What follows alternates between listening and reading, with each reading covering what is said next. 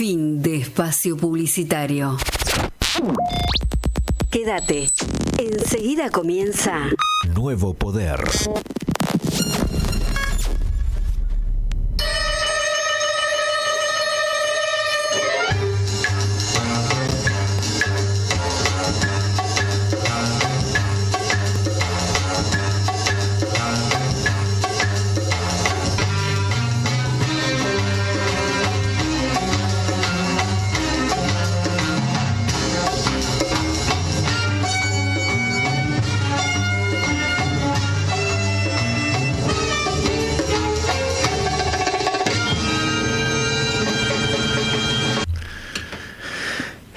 Bueno, estamos aquí nuevamente.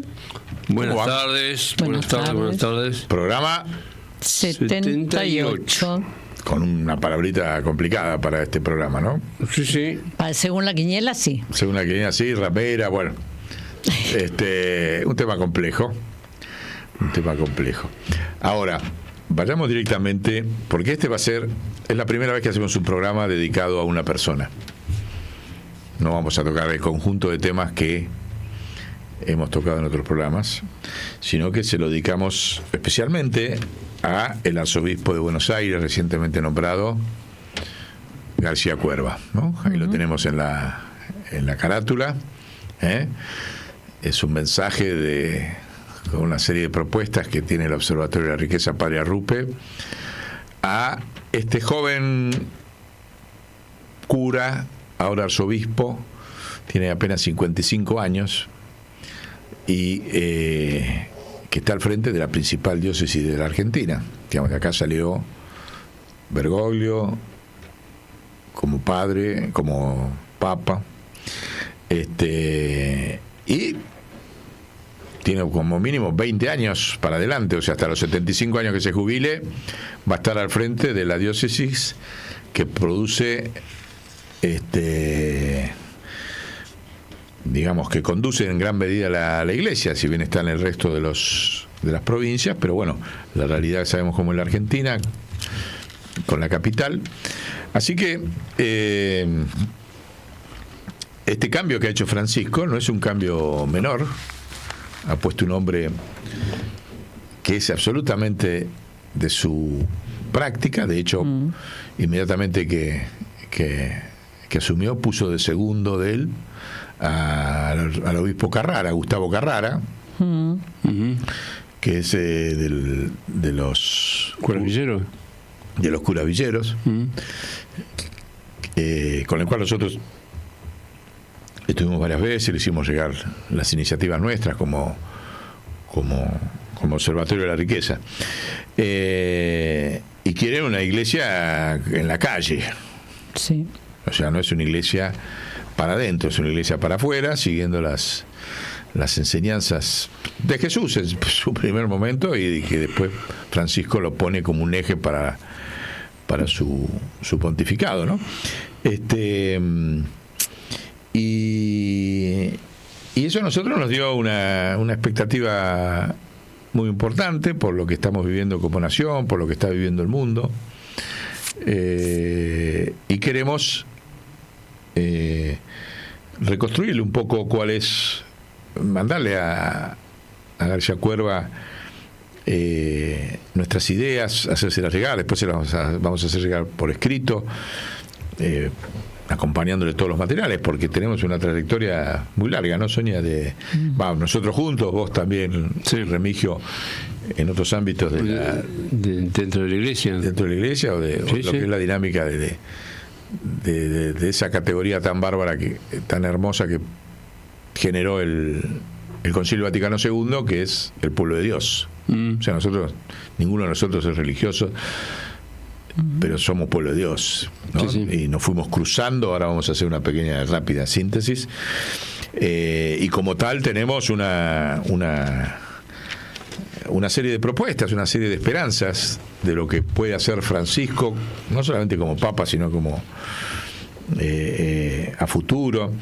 Y creemos que García Cuerva va a cumplir un rol central por su personalidad, por sus características, por su llegada sencilla, es un hombre que anda en colectivo, en subte, en trenes, o sea, anda a pie, es un hombre de a pie, con toda la jerarquía. Pero a veces es abogado, es teólogo, ampliamente formado.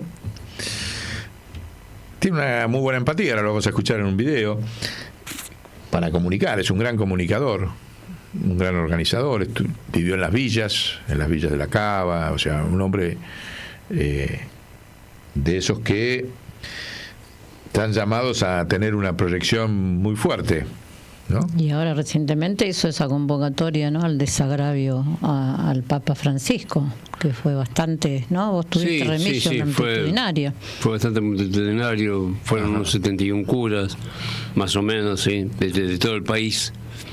Sí, unas 5.000 personas se reunieron ahí en Nuestra Señora de Cadacupé. Ajá. Sí.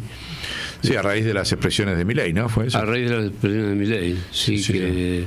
Sí, habló el padre Pepe, se escuchó. El padre Toto también. Estuvo... ¿Y qué te quedó de lo que dijeron? Yo escuché lo del padre Pepe, pero vos por ahí que estuviste ahí presente. Sí, a mí lo que me llamó precisamente la atención es el tema de la cantidad de personas que fuimos, sí, y el llamado a que no se puede, que es imposible, como es que se llama, gobernar bajo las formas que plantea, que es lo que dice Milei, que es inviable. Que es inviable. Sí, pero no que haya sido un acto tan convocante de mucha gente para expresar eso, es una novedad en estos tiempos. Le digo, con la iglesia al frente. Sí. Yo lo escuché al padre Pepe que llamaba, decía, nuestra gente votó a Milei. Sí, dice. Y llamamos a no votarlo. Implícitamente. O sea, la gente de los barrios humildes, que todos sabemos, claro, está la situación de la desesperación. Entre las cosas que recuerdo es el tema de rever por qué el tema de la cantidad de gente que no votó y por qué hay personas que uno los conoce y dice, pero esto es inviable, ¿cómo podés votar esto? Sí, digo, y es sí, no dicen por qué, pero bueno, que se revea, sí, que el Estado resuelva los problemas, sí. Muy parecido, en cierta manera tiene alguna conexión con el reportaje que le hace García Cuerva. Sí. Que le hace... A ver, entonces veamos ahí, porque ¿cuál es la gran potencia que tiene García Cuerva en 20 años? Yo creo que Francisco lo pone para que vuelva a sembrar esperanza en el pueblo argentino. Porque si hay un Estado, o sea, Francisco sabe perfectamente el estado de desesperanza por la sucesión de defraudaciones electorales que venimos sufriendo, de empobrecimiento, bueno, todo lo que ya sabemos que es un desastre, pero alguien tiene que generar esperanza. O sea, de hecho, Milei genera una esperanza falsa y por eso puede llegar a presidente, aunque es una esperanza falsa. Va a durar muy poquito esa esperanza. Eso va a caer. Sí. Porque va a estafar, va a defraudar, va a hacer lo mismo. Es un hombre del establishment mundial, no es un argentino. Bueno, logró engrupir a la gente y bueno, puede ser que llegue. Por ahí no, pero puede ser que llegue. Sí. Ahora, Francisco está proyectando esa situación. Cuando muera Milei como esperanza política y un peronismo que ya tampoco despierta esperanza porque no hay más líderes políticos, ¿cuál es la esperanza del pueblo argentino? A mí me parece que García Cuerva ahí, Francisco lo puso para que reconstruya la esperanza nacional. No estamos hablando de términos políticos electorales, sino una mística nacional, una densidad nacional, porque el hombre viene de ese perfil, viene de una gran de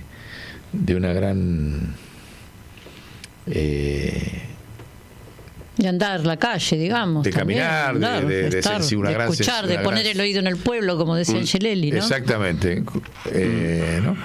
Y me parece que es eso. Entonces está llamado a tener un protagonismo central en la reconstrucción de la esperanza argentina el próximo año, Y nosotros nos convertimos con el Observatorio de la Riqueza, que nos presentamos rápidamente. Sabe que nosotros venimos por distintas vías, convergimos desde el Movimiento Nacional de Empresas Recuperadas, que es la periferia de la producción y los trabajadores que se organizan en cooperativas, como dice Francisco, y Francisco apoyó en su momento y apoya hoy ese movimiento, integra nuestro observatorio, nosotros salimos de ahí. Después el movimiento Elder Cámara, que presidía Clelia Luro, en la Argentina, recuperando la historia de todos los líderes de Elder Cámara, de Jerónimo Podestá, de Romero, de todos los de Arns, de Larraín, de todos los arzobispos de la década del 60. Bueno, todo eso ha convergido en el observatorio. Ahora vamos a hacer una pequeña después, pero antes nos presentamos así, antes de ver, sí, trabajamos mucho, fuimos los únicos que le hicimos un gran homenaje al municipio, al Concilio Vaticano II, cuando fueron los 50 años, en la Feria del Libro, esa es la revista. Pero antes de explicar un poquito más qué somos y hacia dónde vamos, ¿por qué no escuchamos a García Cuerva? Bueno.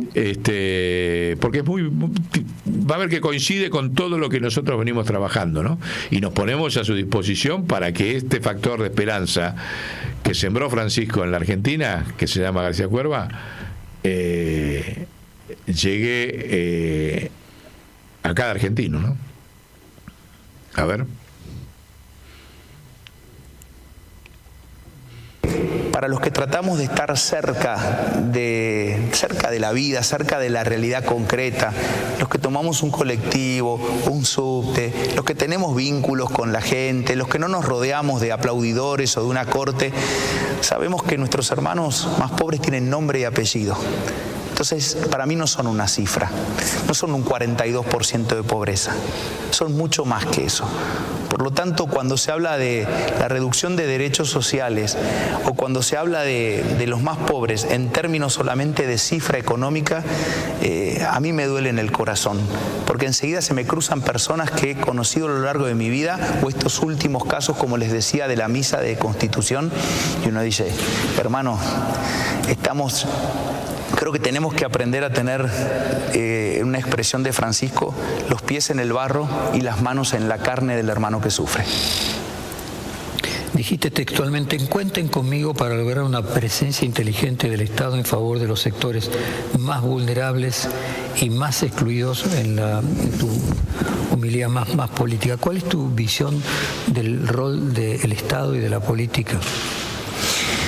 Yo creo que el Estado es importante que exista porque justamente tiene que ver con el garantizar los derechos de los sectores más vulnerables, porque si no sería una tierra de nadie. El lobo es el hombre es el lobo del hombre, ¿no? Ese es, sí, y yo creo que tenemos que advertirnos de esto. Y al mismo tiempo creo que la política, tal cual lo planteaba Pío XI y que sé que Francisco después lo ha rescatado, es la expresión más alta de la caridad. Yo creo en la política como que sea el poder transformador de la vida de la gente. Esto me parece que es así y que no podemos, más allá de las generaciones políticas que hayamos vivido cada uno de nosotros, desvirtuar lo que significa en sí mismo la política. Ahora, entiendo que tiene que haber una presencia inteligente, y por eso decía así en aquella homilía, del Estado en los barrios. ¿Qué quiere decir una presencia inteligente? Primero, que conozcan la realidad, que puedan, como decimos vulgarmente, patear los barrios, que sepan cuál es la demanda de la gente, que sepan que muchas veces la misma organización de la gente frente a las necesidades que tienen es lo que tiene que ser rescatado por el Estado y por los gobiernos para replicar. A veces lo que necesita la gente no es ideas nuevas, porque las ideas ya la gente las tiene, sino que lo que necesita es la estructura o los fondos o los recursos para poder llevar adelante sus políticas. Creo que eso es presencia inteligente, es el Estado que se acerca con humildad a escuchar, es el Estado que se acerca con humildad a conocer. Y en ese sentido creo que en los barrios la Iglesia tiene una presencia capilar.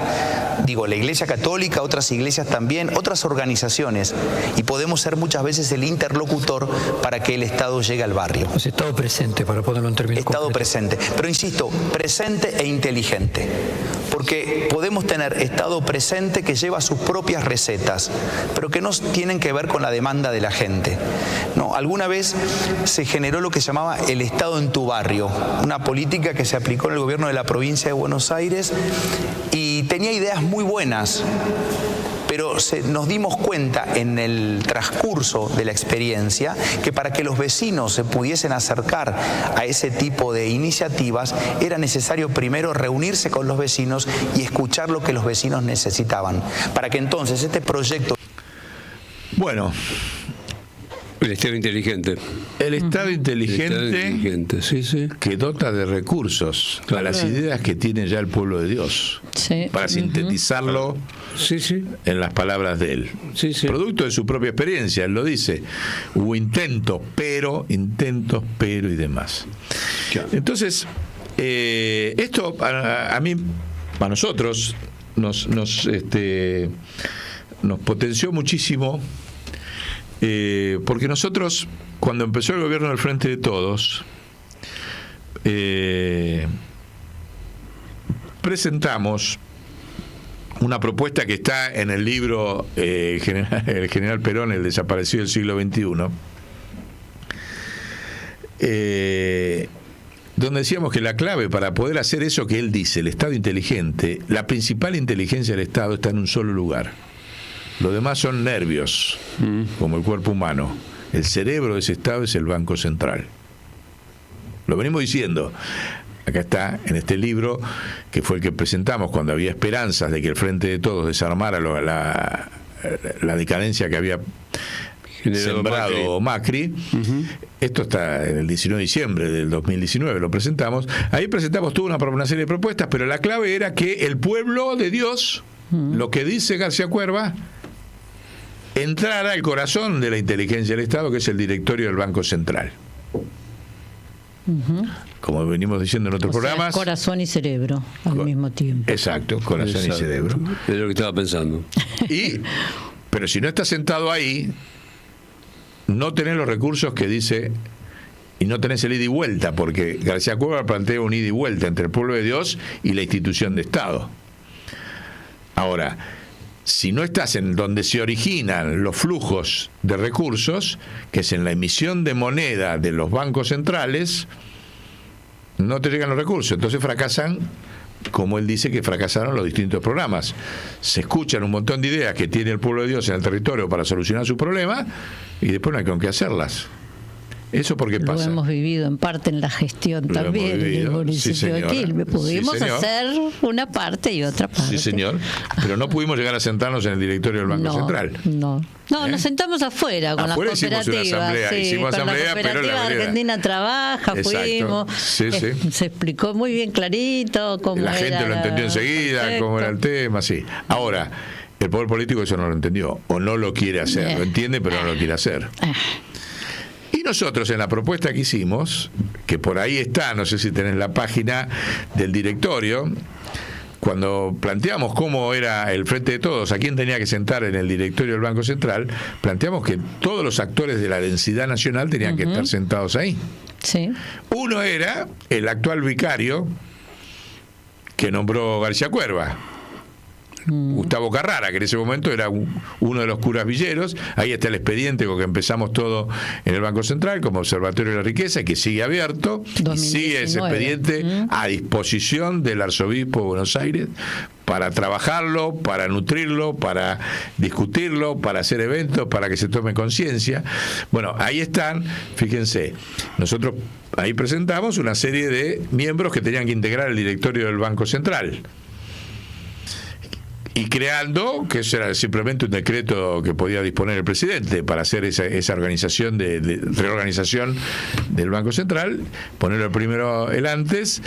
Ahí está varios para los distintos sectores de la densidad nacional que se tenían que encargar, y está Gustavo Carrara, ahí lo ven, vocal especial por los 8 millones de niños pobres.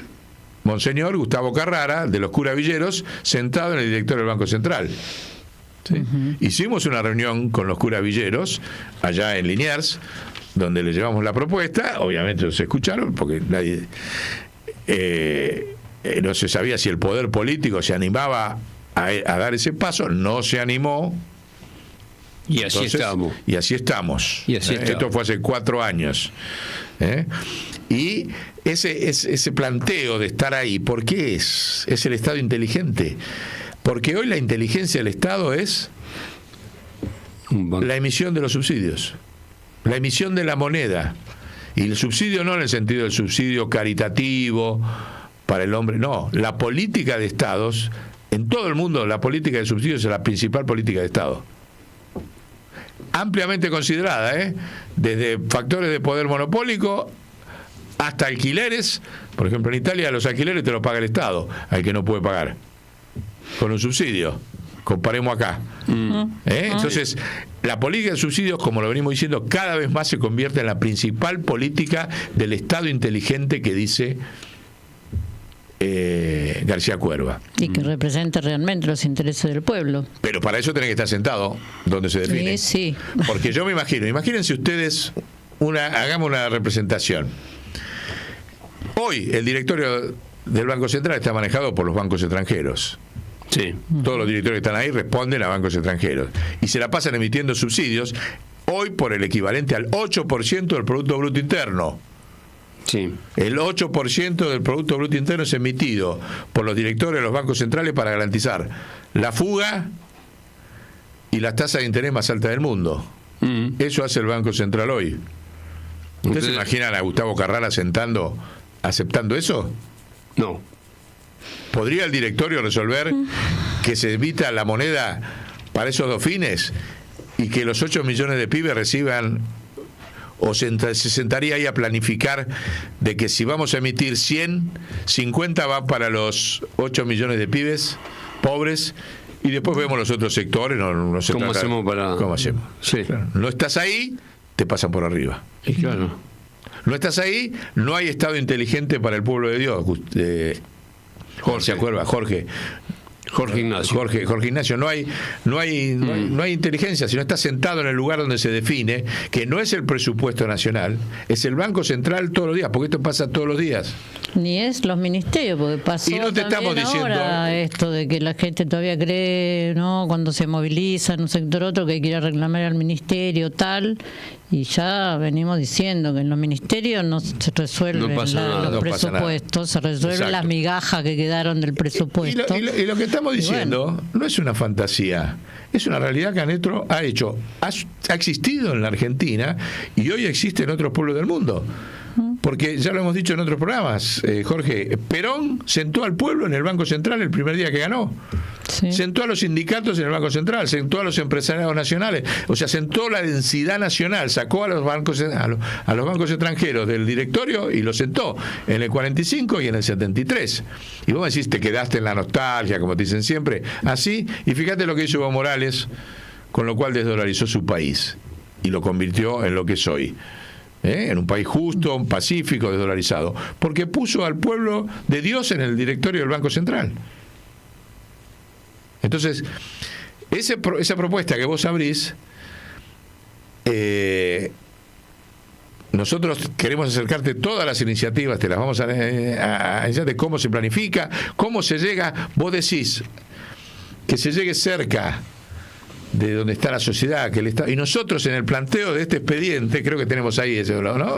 Que dice Observatorio de la Riqueza, no solamente planteamos que en el directorio esté Gustavo Carrara, Monseñor sentado, sino que decimos que ese Banco Central, ahí está, en ese expediente, fíjate porque se tapa y no sale que es del Observatorio de la Riqueza, un poquito más arriba.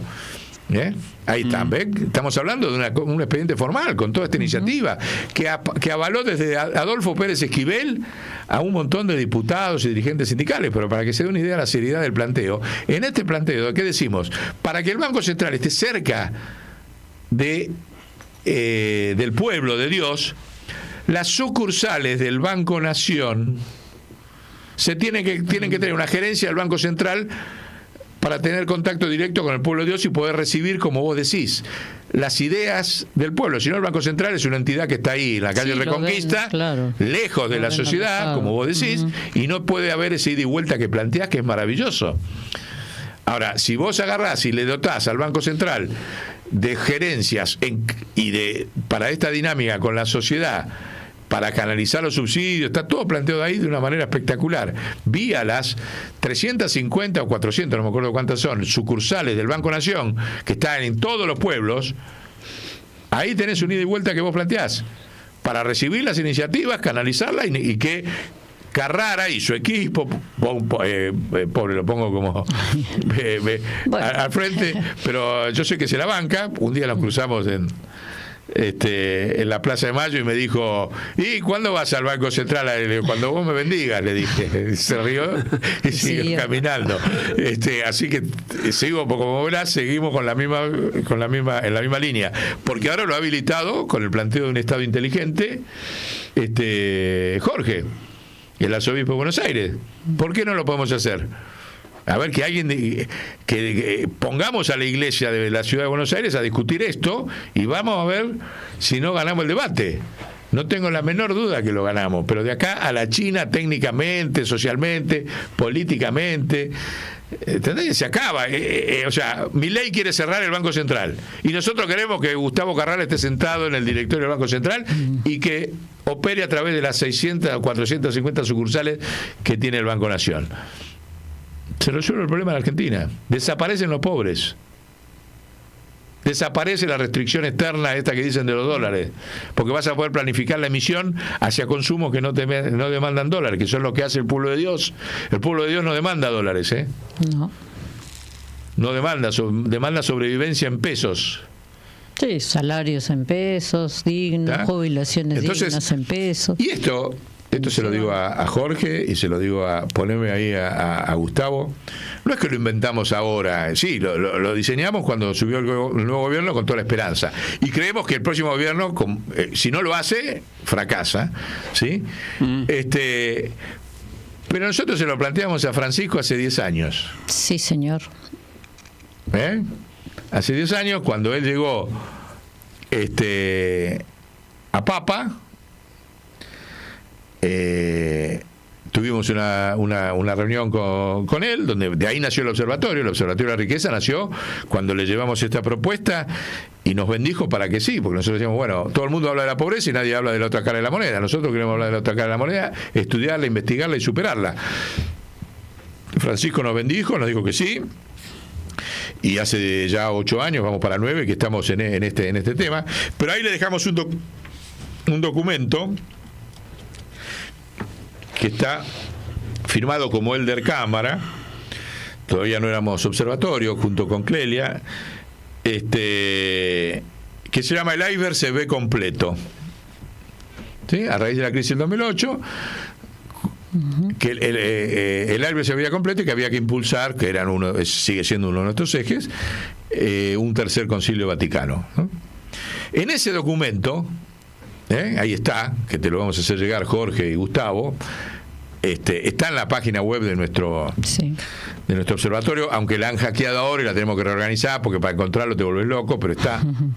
Ya va a estar. Ya la vamos a ordenar de vuelta, pero se la vamos a llevar impreso para que la leen. ¿Saben qué planteamos ahí? Como católicos, que el territorio de evangelización en el siglo XXI ya no era los territorios como fue en otros periodos de la Iglesia, no vamos a entrar en los detalles históricos. El territorio de evangelización eran los subsidios. Sí. O sea, si la Iglesia no se planteaba la disputa de evangelizar el sentido, el contenido y el objetivo de los subsidios de los estados, cada vez iba a estar más lejos del pueblo de Dios. Y lo mantenemos. Y creemos que ese es un eje sobre el cual habría que hacer unos cuantos encuentros y debates dentro de la Iglesia.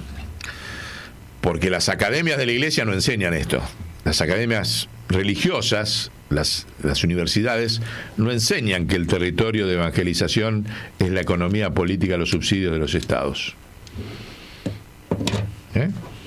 Cada vez más hay destino universal de los bienes, que es un viejo concepto de la Iglesia, pero para que esos bienes circulen con justicia, se resuelven en en la política de emisión de subsidios, que se resuelven adentro del Banco Central. Bueno, pero Francisco sí empezó a tratar el tema de los subsidios, ¿no? Eso que antes la Iglesia no mencionaba, pero está planteado, no llegó todavía a plantear lo que nosotros estamos convencidos como pueblo de Dios, que es el principal territorio de evangelización. Claro. Y creemos que tiene en este planteo que le estamos diciendo a Jorge y a Gustavo una herramienta estratégica para... Estos son planteos de largo plazo, para que si la Ciudad de Buenos Aires y la Iglesia Argentina plantea eso estratégicamente a nivel universal, está haciendo un aporte civilizatorio tremendo, porque hoy no está. Y yo estoy seguro que dos hombres sanos, intelectualmente capaces como son ustedes dos, lo van a entender, lo van a asumir, y podemos empezar a plantear acciones desde el arzobispado de la capital federal para instalar ese tema chiquitito, como hace Francisco, siguiendo el principio de la parábola de la mostaza bíblica. Lo empezamos a plantear chiquitito acá. Los invitamos, si quieren, a las empresas recuperadas. Pueden venir a IMPA si quieren, y hacemos el primer seminario para discutir la estrategia de evangelización de los subsidios como el territorio de evangelización en el siglo XXI. No sabemos qué va a salir, pero estamos convencidos que es el único camino, porque es ahí donde se resuelve la justicia, la paz, la dignidad y la ética, porque estamos ante un problema ético muy grave. Ahí hay una carátula que quiero que vean sobre desde 1900 hasta el 2023, y les pido especialmente que vean, porque esos datos es lo que hay que poner como territorio de evangelización, que ahora lo vamos a ver ahí, que es a lo que ha llegado la humanidad. La humanidad ha llegado a una capacidad de producción de bienes, lo dice Francisco por todos lados, en la encíclica Laudato Si está recontraexpuesto. Ahí lo tienen, ven. Les pido, Jorge y Gustavo, que lo lean atentamente. Fíjese la capacidad de producción de bienes de la humanidad. Esto es la humanidad, la Argentina. Aumentó 30.000 veces en 120 años. Y la población solamente 4 veces. O sea, fíjese que la cantidad de bienes por habitante no tendría que haber ningún pobre, ningún necesitado, ningún desposeído. El potencial humano sería maravilloso, el desarrollo espiritual. Bueno, esa contradicción que hay ahí solamente se resuelve con la política de emisión de subsidios de los estados. No se resuelve con el mercado. No, seguro. Se resuelve con lo que vos decís, con un Estado inteligente que gestione eso de una manera inteligente. Cada estado, en nuevas convenciones entre los estados, bueno, que es lo que venimos impulsando también. Con ética. Y una nueva ética. Como diría nuestro Hans Kuhn, ¿no? Que nosotros, y acá sí, vamos a hacer un poquitito de historia. Cuando nosotros arrancamos trabajando desde la gestión nuevos paradigmas en el municipio de Quilmes, y ahí encontramos a Hans Kuhn, que ahora vamos a ver sus voces, porque Sonia fuiste vos. Sí, el pequeño concilio de Quilmes, el pequeño concilio con Domingo Bressi, que forma parte del observatorio, el padre Domingo Bressi, con el Concilio Vaticano II. Con el Concilio Vaticano II. Y ahí descubrimos que Hans Kuhn, que era el único perito junto con Ratzinger vivo del Concilio Vaticano II, había escrito una cantidad de libros, que ahora lo van a ver en el audio de él, espectacular, donde describía de lo que fue el Concilio Vaticano II como asamblea de discusión del pueblo de Dios en el mundo. Y nosotros dijimos, pero si esto pasó, porque uno se agarra de el resultado final del concilio, pero fueron 5 años de debate. Seguro. Y Hans Kuhn describe todo ese debate. Y entonces dijimos, acá hay que hacer un Concilio Vaticano III. Y nos encontramos con Clelia, que tenía el mandato de Monseñor Elder Cámara, Clelia Lura de Podestá, que decía, hay que hacer un tercer Concilio Vaticano. Y entonces dijimos, hagamos el movimiento Elder Cámara para impulsar el tercer Concilio Vaticano II, en base a lo de Hans Kuhn y el mandato que le dejó Elder Cámara a Clelia Luro de Podestá, de impulsar ese Concilio Vaticano tercero. Y ahí empezamos a funcionar, hicimos la Asociación Teilhard de Jardín, estudiamos a fondo, nos fuimos al Colegio San Miguel y leímos todos los libros y tenemos todas las ediciones de distintos temas de la obra de Teilhard. Y después fuimos a reportearlo a Cancún. Sí. De esos reportajes a Cancún, después salió una serie de iniciativas, el vínculo con Bergoglio, con Clelia, y de ahí después salió el Observatorio de la Riqueza Patria Rupe. Esa fue la secuencia. Pero para que vean... Y en el año 2012, cuando se cumplían los 50 años del Concilio Vaticano II, se hizo una asamblea conciliar en Alemania, en Frankfurt, y otra asamblea continental en Brasil. Así que en esos dos espacios multitudinarios, digamos con presencia de representantes de muchos países, se rescataba mucho de lo que había quedado en el tintero después del Vaticano II. Uh-huh. Y ahí, bueno, fue cuando entrevistamos a Hans Kuhn, entre otros, que tenemos acá también varios videos que les dejamos para quienes les interese. Está el link ahí que después aparece para poder seguirlo. Claro, porque hay testimonios también de los curas obreros acá en la Argentina, de todo el movimiento que dio origen a la teología de la liberación, ¿no? Hay testimonios en Alemania y en Brasil, de John Sobrino, de Casaldáliga, del obispo Betazzi, que fue uno de los que también italiano, participó en el Concilio Vaticano II.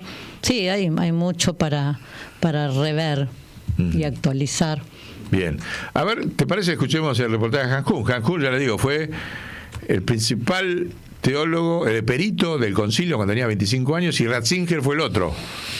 Fíjese, ha escrito unos libros, nosotros tenemos todos. A ver, ¿lo escuchamos ahí? Sonia ahí reporteando, miren, ya... Esto tiene, ¿cuánto hace? 10 años tiene. En el 2012. Parte de este movimiento Elder Cámara. Y Gervasio Romero también. Nació este año, a los 50 años del Concilio Vaticano II en Argentina. La primera pregunta es con respecto a la posibilidad de paz entre las religiones. Como vemos que se sigue utilizando a la religión para la violencia, ¿cuál cree usted que son esas verdades que todavía están ausentes en el diálogo entre las religiones? Es claro que las religiones no son idénticos. Tienen una dogmática diferente, la fe es diferente, pero es necesario ver qué hay en común, y eso es especialmente en materia de cómo vivir, la ética.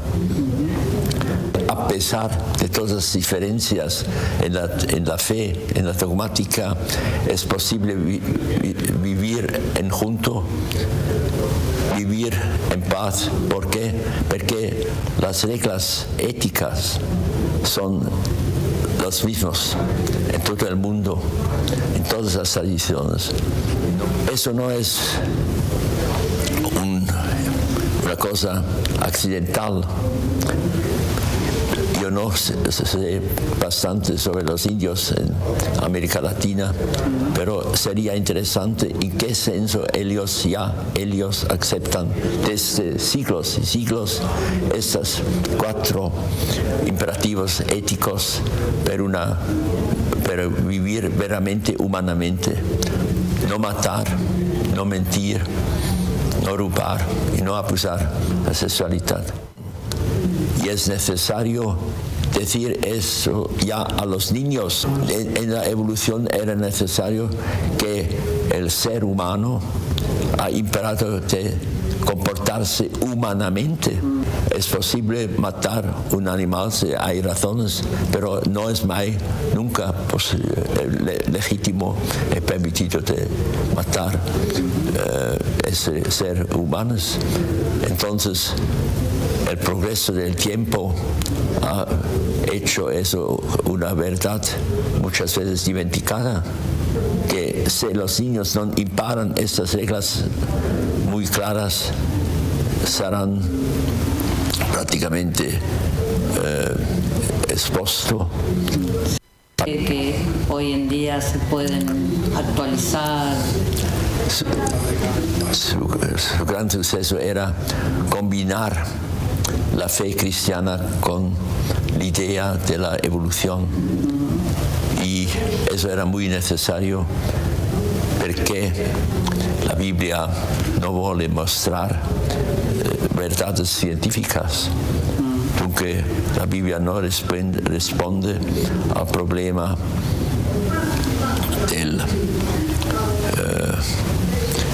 de Copérnico. En estos 20 años.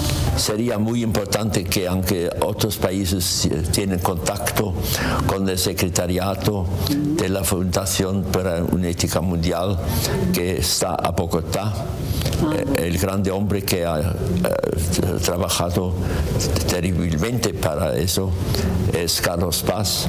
Han ya publicado junto con el grande periódico El Tiempo en México, en Colombia, toda una serie de más o menos 40 días sobre la ética mundial, cada lunes una página. Eso sería posible también en otros países. Bueno, ahí tienen esa perla, creo que fue de los últimos reportajes que le hicieron a Hanjún, porque después cayó muy enfermo. Sí, además con una humildad, porque nosotros fuimos a filmar toda la asamblea conciliar, que duró bastantes días. Sí. Y le pedimos... Esto fue antes de la renuncia de Ratzinger, ¿no? Sí. Porque estaba el planteo, claro, ahí porque era una crisis de la iglesia muy había fuerte. mucho debate porque no había casi gente yendo a las iglesias. Todos planteaban, hay por eso en otro de los videos. A las iglesias ni a San Pedro, como me dijeron a mí el ex Sánchez Orondo, que era el presidente de la Academia Pontificia de Ciencia, me dijo, salía Ratzinger a hablar y había 5.000 personas en la Plaza de San Pedro. No había nadie. Acordate que estaba toda la crisis de la pedofilia, la crisis de la estafa, las crisis claro, de... por eso, bueno, pero debatían. Vino Francisco y hay 100.000 personas cada vez que sale a hablar ahí. Claro, ¿no? Claro, plantea otra cosa. Y además los jóvenes... Pero esto era previo a ese desenlace de la crisis de la iglesia, ¿no? Y además los jóvenes, participaban y rescataban la experiencia de los curas acá en la Argentina. O sea, venían acá a aprender cómo trabajaban los jóvenes en Alemania. Claro, los alemanes venían acá a aprender eso, lo dicen en una de las entrevistas que hicimos. Ya lo vamos a ir escuchando, se lo vamos a hacer llegar a García Cuervo, le vamos a hacer una compilación de todo ese trabajo y se lo vamos a hacer, capaz que lo conoce, pero bueno, para que vea que no es que venimos hace muchas décadas, digamos, trabajando en el tema de la iglesia, ¿no? Y lo que les decía también de esto, de la humildad de Hans Kuhn, donde le pedíamos una entrevista y sí, nos dio la entrevista. ¿Cómo no? O no, se me hacen. Digamos, en el mismo momento. Me honran. Cuando le dijimos que era para la Argentina, por el movimiento que estaba bregando por la paz entre las religiones. Sí. Después de eso vino la renuncia, vino Francisco, vino la Laudato Si, de la cual nosotros hicimos ahí. Bueno, ahí la tenemos a Cleli hablando también, que fue la que nos hizo la relación con Bergoglio, nos abrió la puerta y nos dejó el mandato de que tenemos que cumplir el mandato del Cámara, hacer el Concilio Vaticano III. Lo dejó, Francisco lo sabe, cuando fuimos a hablar, y ahora vamos a ir a otro temita que le dejamos a García Cuerva. Esta sí que es fuerte. Bueno, todas vinieron fuertes, pero nosotros, por ese mandato de Elder Cámara, el Pacto de las Catacumbas, tenemos el eje de hacer que el Concilio Vaticano III lo llame Francisco, abierto a todas las religiones, que no sea de los 20 concilios de la Iglesia, no hubo, este sería el primero que es abierto a todas las religiones y a los humanismos, que no es solamente interno a la Iglesia, ese es el planteo original. De hecho, muchos dicen, bueno, los sínodos, cuando fuimos a hablar con Francisco varias veces, él nos contestó, un papa siembra un concilio y el otro lo hace. Y un concilio fue uno cada 100 años. Bueno, pero hoy la velocidad del mundo necesita otra dinámica. Bueno, entonces nosotros aceptamos y seguimos. Él dice, bueno, se está un periodo de sinodal. Bueno, ahora, como somos cabeza dura y queremos cumplir el mandato, y en el fondo estaríamos muy orgullosos de que un Papa argentino abra y desencadene el Concilio Vaticano III, que creemos que están todas las condiciones y estamos preparando un documento muy extenso para insistir, para hacérselo llegar a Francisco. Y desde luego, si lo pide García Cuerva y Gustavo Carrara, sería ideal. Nosotros no pedimos más nada, lo piden ustedes, lo pedían ustedes de acá de la capital. Y se nos ocurrió, para ir terminando esta iniciativa de este programa dedicado a una persona, o a dos, prácticamente fue a dos, ¿no? Fue a Gustavo también. Hay que pedirle a Francisco que haga un esfuerzo, porque fue ahora a Mongolia. Sí. ¿No? Es una cosa espectacular de muchos sentidos, ¿no? Y cuando volvía en el avión, vieron que siempre habla con los periodistas cuando va y viene en el avión.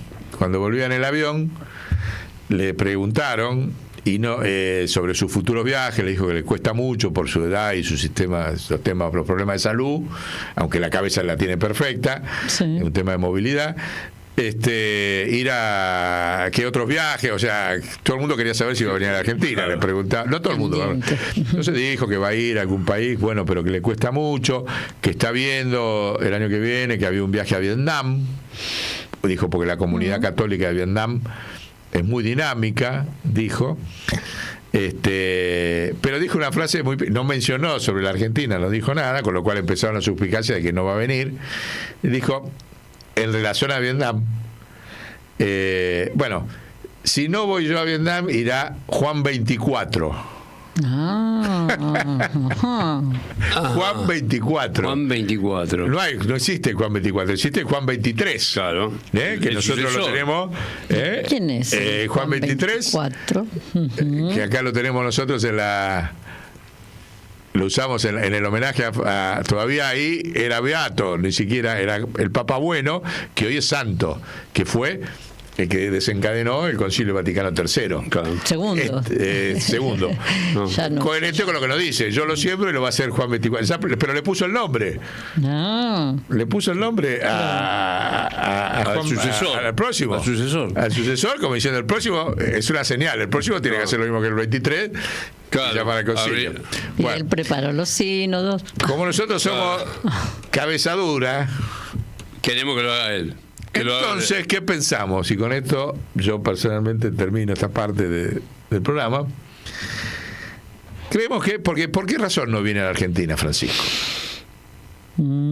Porque nosotros creemos que en el desastre que es la Argentina, en el terreno social, que lo tironean, que bueno, cuando fue a Chile fue un desastre también lo que le hicieron, una clase política fracasada como es la elite, no la clase política, la elite fracasada de la Argentina, siempre viene el Papa, se le cuelgan ahí. Entonces nosotros imaginamos algo para evitar eso, o para ponerlo minimizado, que no lo pueda usar esta elite política de la Argentina fracasada, y que haga algo muy trascendente desde la Argentina. Entonces pensamos que Francisco tiene que venir en Semana Santa el año que viene 2 días. Viaje relámpago. 2 días. Sí. Y hacer 2 cosas que le garantizan una potencia total, que se evita todo el manoseo que va a hacer acá la elite fracasada, como lo hicieron en Chile. El único viaje internacional que no le fue bien a Francisco fue en Chile. O sea, cuando viene para el sur, cuando viene para el lado del Commonwealth que maneja, es un peligro, porque los tipos te hacen cualquier cosa. Entonces, La opción que nos hacemos nosotros es que venga acá a hacer 2 visas masivas en 2 lugares muy cercanos, ahora lo van a ver,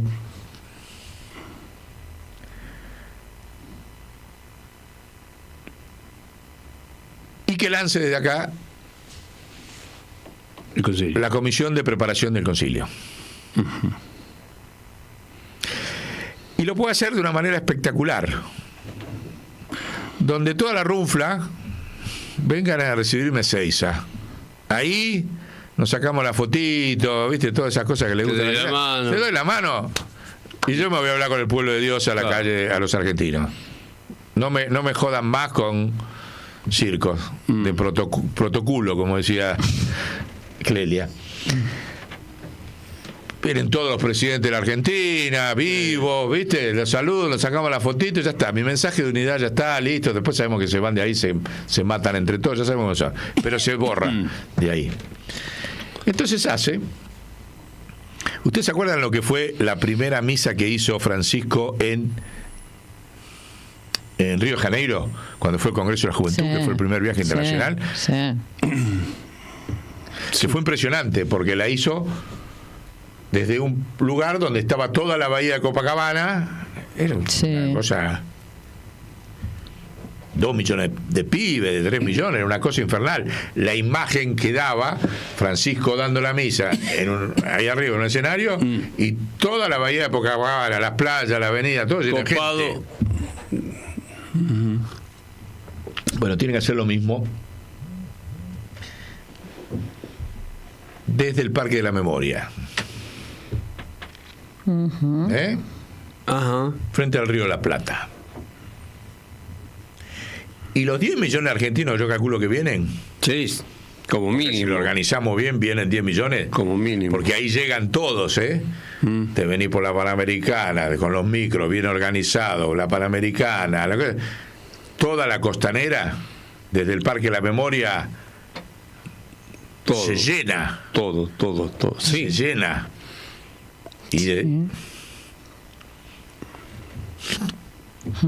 Y aparte, en ese lugar tan simbólico, ¿no?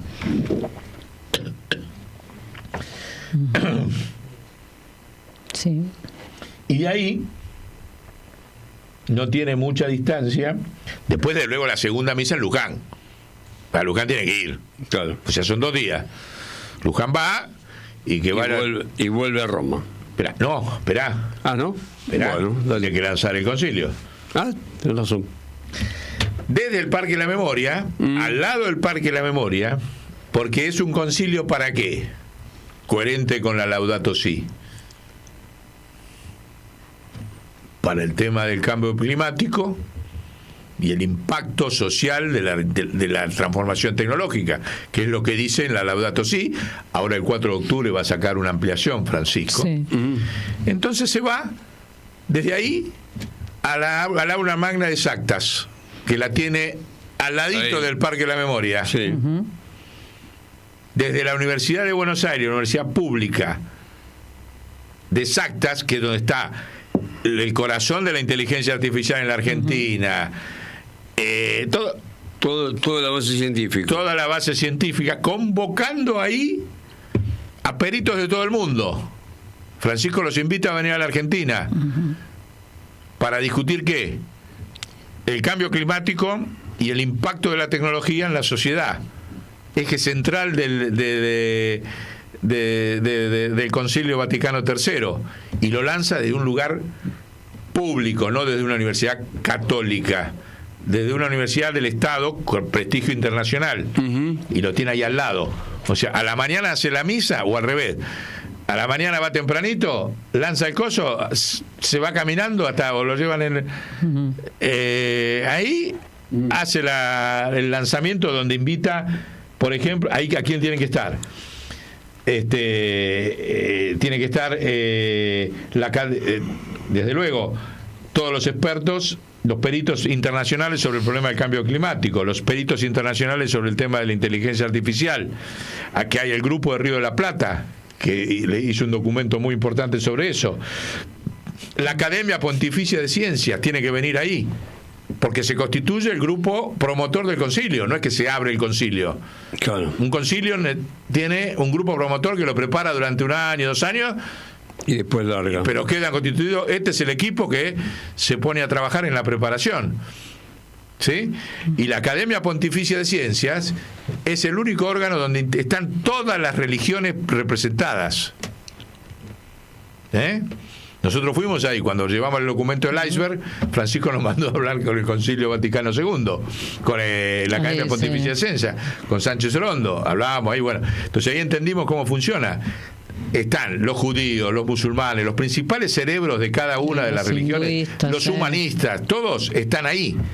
Entonces, toda la Academia Pontificia de Ciencias, que son como 400 tipos del mundo, vienen a Buenos Aires, a la Universidad de Ciencias Exactas, y se constituyen en parte de la comisión.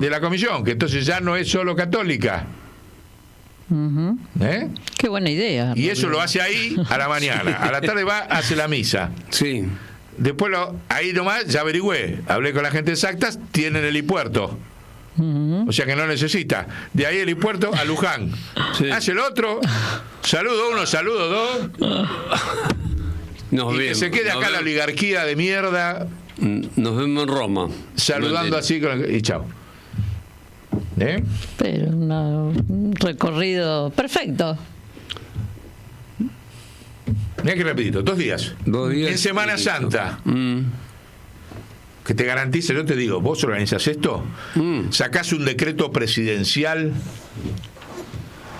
donde todos los hoteles sindicales, privados y qué sé yo, esos 2 días tienen que dar hospedaje gratis a todo el mundo, en toda la capital y Gran Buenos Aires.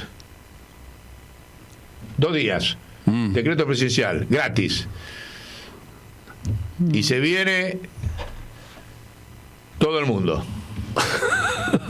Acá me pone la agencia de viajes Padre Rupe. Sí, está bien, tenés razón, pero con eso de hospedaje gratis no van a matar los hoteleros. No, si va subsidio. Entonces, lugar para el Banco Central. Lugar para el Banco Central. No, gratis. Loco, Papa argentino viene acá. ¿Qué vas a estar cobrando la habitación a un tipo que viene a la misa? Dejate de joder. Claro, que le cobro todo. ¿Qué subsidio? Nada, poné lo tuyo. El Sheraton Hotel, bueno, no, pues si no. Sí. Dejémoslo. Pues si no van a decir que. No. Y ya está. Entonces, García Cuerva y Gustavo Carrara quedan encomendados por el pueblo de Dios. Para lograr esto. Desde luego lo vamos a laburar con ustedes. No lo borramos. Bueno, ¿le gustó? Sí. Muy lindo. ¿El cierre? Sí. Muy lindo. Sí, una muy buena propuesta para Francisco. Sí. Chau. Me voy. Chau.